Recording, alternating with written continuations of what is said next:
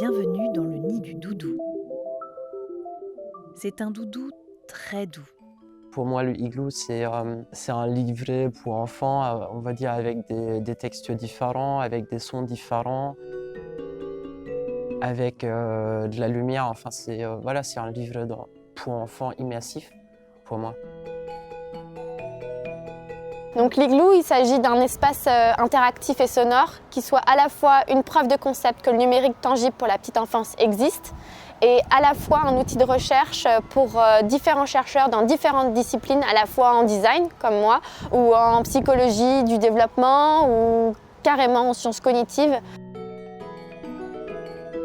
Nous, on intervient sur ce projet en équipe avec toute l'équipe Ovahome, donc. C'était pertinent qu'on intervienne puisqu'on travaille sur des interfaces sonores, sensibles, qui prennent beaucoup en compte le sens du toucher, le sens de l'ouïe. Tu as trouvé ? C'est parti pour l'équilibre. On travaille beaucoup en équipe au niveau du design, création sonore, électronique, code. Donc ça faisait sens qu'on travaille tous ensemble sur ce projet. Il y avait vraiment cette idée de pouvoir participer à un moment où on va être dans l'action et dans la mesure de produire quelque chose avec des compétences qui sont toutes différentes les unes des autres. La richesse que tout ça apporte en termes de développement d'idées, de champ du possible et de manière de faire, d'approche, de cultures différentes et tout, et juste voilà, passionnant. Enfin moi j'adore, vraiment. À la base de ça, il y avait l'idée de collaborer et de collaboration parce qu'on n'est jamais porteur d'un seul élément. Quand on fédère un projet ou quand on décide de développer une idée et qu'on va à la rencontre de professionnels, d'autres personnes, d'autres individus, il y a toujours ce système où on se nourrit l'un de l'autre parce qu'on va faire émerger des idées, un regard différent. Et donc l'idée ou le projet a la capacité à fleurir. Mais mettre notre équipe dans d'autres contextes est aussi très très intéressant pour voir comment elle travaille avec d'autres personnes. Les attentes du projet, c'est vraiment de voir comment est-ce qu'on va être capable de produire un prototype fonctionnel, de voir comment des enfants vont réagir face à ce prototype. Certains désirs vont se confronter à une réalité technique aussi. Ça, c'est important aussi de tout à coup recadrer vite les trucs avant que ça parte, parce que tout a l'air des fois très simple, par exemple en informatique, en électronique, et qu'en fait tout n'est pas si simple et qu'il y a quand même des limitations et que certains choix qu'on prend au début, si on ne sont pas pris dans le bon angle, et après ça va être très compliqué de revenir dans l'autre sens.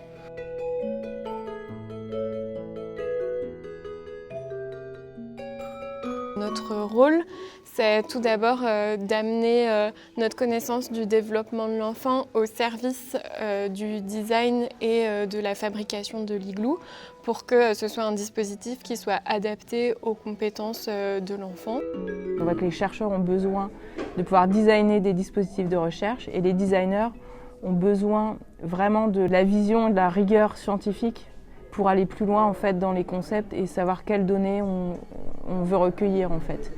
Et on s'est rendu compte en discutant qu'il y avait le scénario pédagogique. Donc les designers, on savait un petit peu ce que c'était parce que c'est comme un scénario d'usage, donc c'est-à-dire qu'on se met à la place de l'utilisateur, alors que les chercheurs, en fait, eux souvent ils doivent recueillir leurs données et la place, le confort, l'expérience de l'utilisateur ou de la personne qui va être testée, qui va participer à la recherche, c'est pas un critère qui est primordial, alors que c'est au centre des préoccupations des designers et ça a vraiment un impact. Là, le fait d'avoir des gens qui venaient plutôt de l'expérimental académique, des gens qui venaient plutôt de l'expérimental, je dirais, plus intuitif, plus créatif, comme voilà, les designers peuvent le faire, ou plus qualitatif, où on est habitué plutôt à travailler avec des entretiens, etc. Ça faisait vraiment un spectre de regard sur ce que l'igloo pourrait permettre d'observer. L'idée, c'est que ça puisse servir à plusieurs recherches.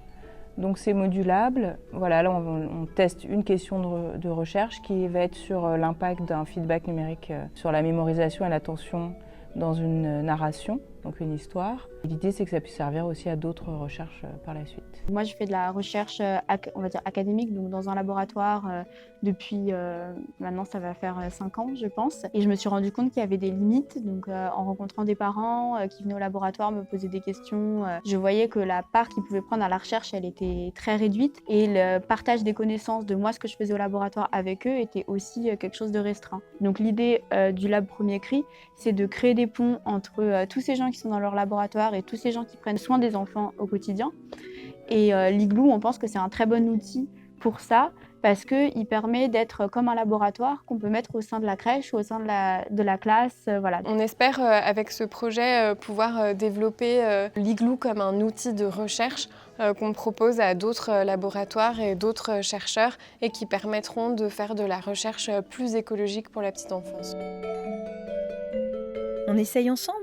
Lilibule, réveille-toi. L'Igloo, il est composé d'un certain nombre de dispositifs qui permettent vraiment d'étudier le comportement de l'enfant en profondeur sans impacter sur son bien-être. Une petite cabane à histoire, finalement, on est parti plutôt là-dessus. Je pense qu'on va pouvoir raconter plein d'histoires dedans, parce que les enfants, je pense qu'on va toujours les amener finalement par le jeu, en fait, les intéresser à l'étude qui est faite finalement. C'est un espace vraiment adapté à l'enfant et à mon avis on aura des meilleures données de recherche en fait. Une autre chose qui est importante avec l'Igloo, c'est aussi de pouvoir montrer que la science et le design peuvent se rejoindre pour aborder une nouvelle manière de faire de la recherche qui ne soit pas seulement limitée à de la recherche scientifique ou à de la recherche en design, mais qui soit un hybride, un endroit, un espace où on peut se rencontrer.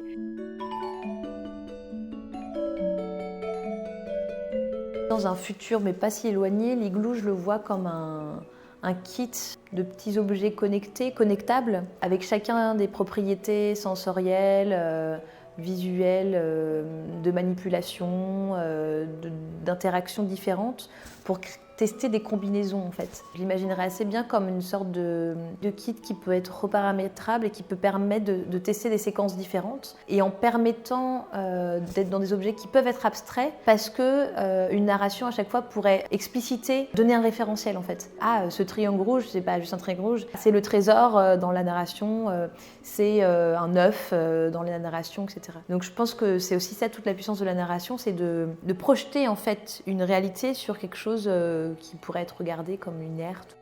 Maintenant, c'est l'heure de sortir du nid. Au revoir, à bientôt.